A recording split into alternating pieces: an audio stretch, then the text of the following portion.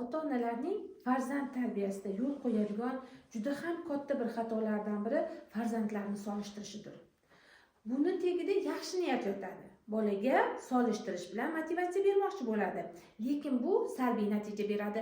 Sababi shundaki, bolani ong ostida u mendan afzal ekan, men u kabi ilg'ormasman, u kabi epchilmasman va hokazo kabi xato, noto'g'ri tushunchalar paydo bo'lib qoladi. Bu tushunchalar uni bir umr ta'qib qiladi.